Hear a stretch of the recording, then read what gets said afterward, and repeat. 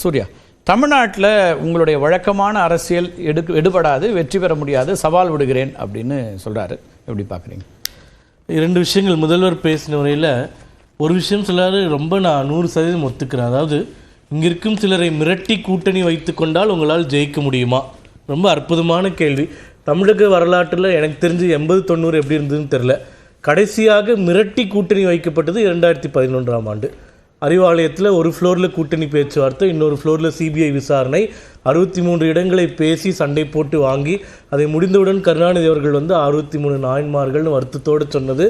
அந்த தேர்தலில் எதிர்க்கட்சியாக கூட வர முடியாமல் அளவுக்கு போயிடுச்சு. அதனால் மிரட்டி கூட்டணி வைக்கப்பட்டால் மக்கள் என்ன பதில் சொல்லுவாங்கன்றதுக்கு 2011 ஒரு உதாரணமாக இருக்குது. அப்போது 2026 மிரட்டி வைக்கப்பட்டதாக மக்கள் நினைத்தால் நிச்சயமாக தோல்வியை கொடுப்பாங்க, அதை நாங்கள் வாங்கிக்கிறோம். பட் இவங்க ஏன் இன்றைக்கி இவ்வளோ பதற்றம் அடைகிறாங்கன்றதுக்கு இந்தியா டுடேல இன்னைக்கு என்ன பதற்றம்னு சொல்கிறீங்க? ஐயோ, பதற்றம் தான். இன்றைக்கி பாருங்கள், இந்தியா டுடேல ஒரு சர்வே ரிசல்ட் ஒன்று வந்திருக்கு. அதில் சொல்கிறாங்க, அதாவது கடந்த நாடாளுமன்ற தேர்தலில் ஒருவேளை அதிமுக பிஜேபி ஒரே கூட்டணியாக இருந்திருந்தால் நம்பர்ஸ் அடிப்படையிலே 13 இடங்களை வென்றிருப்பார்கள். கெமிஸ்ட்ரி ஒர்க் அவுட் ஆயிருந்தால் இன்னும் அதிகம் ஜெயித்திருப்பார்கள். இது போக இவங்க பதற்றம் அடைகிறதுக்கு இன்னொரு காரணம் தான், அது இந்தியா டுடேல வந்தது தான். அதாவது தமிழகத்தில் இருக்கக்கூடிய சட்டமன்ற தொகுதிகளில் திமுக அதிமுக வலுவாக இருக்கக்கூடிய தொகுதிகள் மிக வலுவாக அப்படின்ற ஒரு டிஃப்ரென்சியேஷன் வருது. அது இன்றைக்கி ஃபுல்லாக சோஷியல் மீடியாவில் ஸ்ப்ரெட் ஆனதுனால தான் திமுகவில் இருக்கக்கூடிய அனைவருமே பதற்றமாக இருக்காங்கன்னு நினைக்கிறேன். அதில் மிகவும் வலுவாக இருக்கக்கூடிய தொகுதிகள் அதிமுகவுக்கு 38, திமுகவுக்கு 15. வலுவாக இருக்கக்கூடிய தொகுதிகள் அதிமுகவுக்கு 81, திமுகவுக்கு 62. ஸோ இந்த மாதிரி விஷயங்கள்லாம் இவங்களுக்கு பிரச்சனையாக இருக்குது. ஏனென்றால் கூட்டணி வச்சிட மாட்டாங்க, தனியாகவே இருப்பாங்க, எளிதாக வென்று விடலாம் அப்படின்ற ஒரு நினைப்பில் இருந்தவர்கள் இந்த ஒரு வலிமையான கூட்டணி அமைந்து விட்டதால் முதல்ல என்ன சொன்னாங்க, நீங்கள் கூட்டணி சேர்றதுனால நாங்கள் ஜெயிக்க போகிறோம்னு சொன்னாங்க. அதாவது இது 4-5 ஸ்டேஜஸாக பிரிச்சுக்கலாம். ஃபஸ்ட்டு நீங்கள் ஒன்றுமே இல்லைன்னு சொல்கிறது, ரெண்டாவது உங்களை ரெக்கக்னைஸ் பண்ணுறது, மூணாவது உங்களை திட்டிகிட்டே இருக்கிறது, நாலாவது எங்களிடம் வீழ்ச்சி அடைவது. இப்போ 2வது கட்டத்தில் இருக்காங்க. முதல்ல ஒன்றுமே இல்லைன்னாங்க, இப்போ எங்களை நீங்கள் சேர்ந்துட்டா ஜெயிச்சிருவீங்களா, சேர்ந்துட்டா ஜெயிக்க மாட்டீங்க, மக்கள் உங்களுக்கு வாக்கு கொடுப்பாங்களா இல்லையா அப்படின்ற ஒரு விஷயத்த சொல்கிறாங்க. இப்போ களத்தில் இது பலமான கூட்டணியா இல்லையான்றதுக்கு 2021 தேர்தலே ஒரு உதாரணம். நீங்கள் இப்போ சொல்லக்கூடிய பாஜகவுக்கு எதிராக சொல்லக்கூடிய அனைத்து பிரச்சாரங்களையும் 21லே சொல்லிட்டீங்க, புதுசாக ஒன்று கூட கிடையாது. அப்படியே நம்ம 39% வாக்குகள் 10 ஆண்டுகள் தொடர்ச்சியாக ஆட்சி இருந்தது, திமுக எதிர்கட்சியாக இருந்தது. இப்போ அப்படியே ரிவர்ஸ், திமுக 5 வருடம் ஆண்டு விட்டார்கள், நாங்கள் எதிர்கட்சியாக இருந்து மேண்டேட் கேட்கிறோம். மாநில சுயாட்சி உள்ளிட்ட அம்சங்களுக்கான பதிலை நீங்கள் சொல்லுங்கன்னு அது உங்கள் கூட்டணிக்கான சவாலாக அது இல்லை.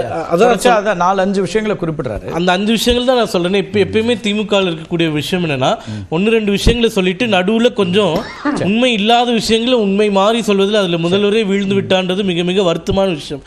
என்னன்னா, இப்போ ஒடிசாவை பற்றி சொல்றாரு, ஒரு IAS ஆஃபீஸரை குறிப்பிட்டு அவர் ஆட்சி செய்கிறார் அப்படின்னு சொல்றாங்க. அதே குற்றச்சாட்டை அங்கே காங்கிரஸ் தலைமையும் காங்கிரஸ் தேசிய தலைமையும் எல்லாருமே வைத்த குற்றச்சாட்டு தான். அது ஒரு தமிழர் அப்படின்றதுக்காக அவர் மேல் குற்றச்சாட்டு வைக்கப்படவில்லை.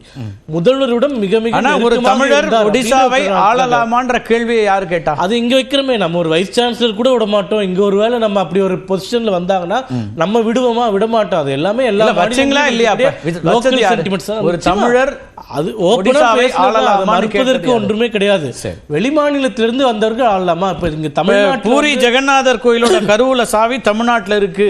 அதுதான், அதுவும் மீண்டும் அது தமிழ்நாட்டுல தமிழ் மக்கள் கொண்டு போயிட்டு சொன்னது கிடையாது. அந்த ஆபீசர் அப்படின்றது திமுக முதல்வர் சொன்னதுல ஒன்னே சொல்லிடுறாரு. அதாவது என்ன சொல்றாருன்னா, இது கனிமொழி அக்காவும் பண்ணாங்க, இப்போ முதல்வர் பண்ணது ரொம்ப ரொம்ப வருத்தமாக இருக்குது. என்ன சொல்கிறாருன்னா, தமிழர்களே நாகரிகம் இல்லாதவர்களும் தர்மேந்திர பிரதான் சொல்லிட்டாருன்னு முதல்வரே பேசியிருக்கார்.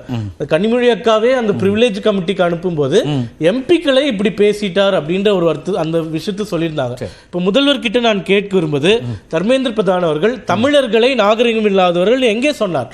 அங்கே பாராளுமன்றத்தில் கூப்பாடு போட்டதுனால கொஞ்சம் நாகரிகத்தோடு நடந்துக்கோங்கன்னு ஒரு கலோக்கியெல்லாம் சொன்ன விஷயத்தை அதான் எம்பிக்கள் தமிழ் எம்பிக்கள்னா எம்பிக்கள் யாரு? அது இப்படி எம்பிக்கள் யாரு? அது உங்க உரிமை. அது எப்படி எடுக்க முடியும்? அது உங்க உரிமை. If you speak about it is the constituent. அத முதல் கட்டத்தை முடிச்சிரோம். இன்டர்பிரேஷன் எனக்கு அருணன்டி கேட்டோம். இல்ல நீங்க சொன்ன அருணன்டி எனக்கு என்ன கேள்வி இருக்குன்னா சார், ஒரு இப்ப இவங்க பதற்றம் அடையக்கூடிய அளவுக்கான ஒரு கூட்டணி அப்படின்னு நீங்க சொல்றீங்க, பாஜக அதிமுக சேர்ந்திருக்குன்னு. ஆனா அந்த கூட்டணியை பத்தி யாரும் பேச வேணான்னு அங்கிருந்து ஒரு அறிக்கை, இங்கிருந்து ஒரு அறிக்கை, அது என்ன சார், அது ஏன் சார்? அது ஆரம்பத்தில் இருக்கிறதா இப்போ ஆங்கிலத்தில் ஒரு அறிக்கை, தமிழில் ஒரு அறிக்கை. செல்வ பெருந்தகை அவர்கள் துணை முதல்வரேன்னு காங்கிரஸ் கட்சி தொண்டர்களுக்கு வந்து ரொம்ப வருத்தம். ஏன்னா 2004 எங்க மேல திமுக சவாரி செஞ்சுட்டு இருக்கு, ஆனா எங்களுக்கு வந்து அதிகாரமே கொடுக்கலன்னு வருத்தம் நிறைய கட்டத்துல நிறைய பேர் சொல்லியிருக்காங்க. அப்ப வந்து இவங்களுக்கு தெரியாம அடுத்த முதல்வர் நயினார் நாகேந்திரன் வருகன்னு கூட போஸ்டர் இருக்கு. செல்வ பெருந்தகை சாருக்கு தெரியாம அதை ஒட்டியிருக்காங்கன்னு நம்பினோம்னா நம்ம அரசியல் இருக்கிறதுக்கே லாய்க்கல. எல்லாருமே அவங்க டிமாண்டை ஏற்றுவதற்காக பேசக்கூடிய விஷயங்கள் தான். அது களத்துல யதார்த்தமா நடக்கிறது. இன்னும் ஒரு விஷயம் சொல்லணும். இப்ப வந்து இவர்களுக்கு பயம் இருக்கிறதுக்கு இன்னொரு காரணம் என்னன்னு சொல்றேன்னா, அதிமுகவும் பாஜகவும் தனித்தனியாக திமுகவை பல்வேறு களங்கள்ல எதிர்த்துட்டு வந்தோம். இப்ப ரெண்டுமே ஒன்னு சேரும்போது அதற்கு வலிமை நீங்க விரும்புறீங்களோ விரும்பலையோ அதிகமாகும். உதாரணமாக நீங்க வந்து மத்திய அரசு 2000 கோடி நிதி கொடுக்கலன்றீங்க. நாங்க என்ன கேட்கிறோம், பிடிஆர் அவர் ஃபர்ஸ்ட் பட்ஜெட் அவங்க என்ன சொல்றாங்கன்னா, சூர்யா சொல்லுங்க, அரசு மேத்தமெட்டிக்ஸ்ல மைனஸ் இன்டு மைனஸ் பிளஸ் ஆகும். ஆனால் மைனஸ் இன்ட்டு ப்ளஸ் வந்து மைனஸ் ஆகிடும். அதில் இது என்னவா இருக்குங்கிறது தான் அவங்க கேள்வி எழுப்புறாங்க. நான் முதல்ல சொல்லிட்டேன், நாங்கள் ஜெயிக்கவே போகிறோம், அவ்வளோ நீங்கள் சந்தோஷமா இருக்கீங்கன்னா எங்களை பற்றி ஏன் பேசுறீங்க, பேசாமலே விட்டுருங்களேன். மீண்டும் மீண்டும் பேசுவதனால் அந்த பதற்றம் தெரிவதாக நாங்கள் முதல் கட்ட கருத்தை எடுத்துப்போம். அருணன் அவர்கிட்ட பேசிட்டு அருணன், ஒரு எதுவுமே முதல் 4 கட்டமாக இவங்க எங்களை அணுகிறாங்க அப்படின்னு சூர்யா ஒரு விஷயத்த சொன்னார். முதல்ல நாங்கள் இங்கே பொருட்டே இல்லைன்னாங்க. அதுக்கப்புறம் வந்து இப்போ 2வது கட்டம்னாங்க, இப்போ வந்து பேசுறதுக்கு தொடங்கியிருக்கிறாங்க எங்களை பற்றி அப்படின்றாங்க, விமர்சிக்க தொடங்கிட்டீங்க அப்படிங்கிறார். முதல்வருடைய பேச்சை முழுமையாக நான் கேட்டேன். இந்த கணக்கு வழக்குகளுக்கு வர்றதுக்கு முன்பு மிக முக்கியமான ஒரு அம்சம், அவருடைய பேச்சு எதை நோக்கி இருந்தது, எதற்கான பதிலாக இருந்தது என்பது மிக முக்கியம். ஒரு தமிழ்நாட்டுக்கு வந்து அந்த ராமேஸ்வரம் பாலத்தை திறந்து வைக்கிற ஒரு விழாவில் பிரதம மந்திரி எப்படி பேசினாரு, நாங்க எவ்வளவோ கொடுத்துட்டோம், ஆனா இங்க சில பேர் அழுதுகிட்டே இருக்காங்க, அவங்களுக்கு அழத்தான் தெரியும், அவங்க அழட்டும். இப்படி ஒரு பிரதமர் பேசி இது வரைக்கும் அரசியல் வாழ்வுல கேட்டதே இல்லை. ஒரு முதலமைச்சரை மனசுல வச்சு எல்லாரும் இதுதான் சொல்றாங்க, எங்களுக்கு நிதி வந்து சேரல சரியான முறையில என்று முதலமைச்சர்ல இருந்து நிதியமைச்சர்ல இருந்து தமிழ்நாட்டின் முதலமைச்சர் தமிழ்நாட்டுடைய நிதியமைச்சர் பேசுறாங்க.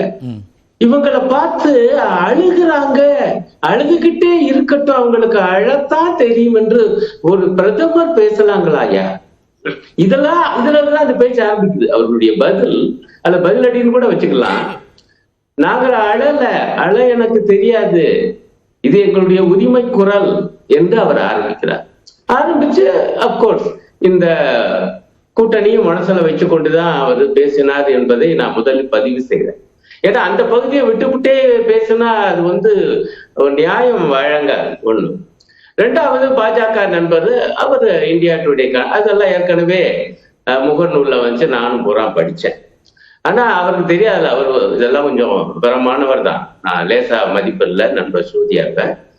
ஆனால் நான் என்ன கேட்கிறேன், நீங்க தனித்தனியாக போட்டியிடும் பொழுது நீங்க தயவு செஞ்சு மறந்துடக்கூடாது. 24 தேர்தலில் எடப்பாடியார் என்ன பேசினாரு, ஜெயக்குமார் என்ன பேசினாரு, பாஜகவோட சேர்த்து நின்னா எங்களுக்கு எடுத்த எடுப்புலயே வந்து என்ன ஆகுது, சிறுபான்மையோர் ஓட்டு இல்லாம போகுது.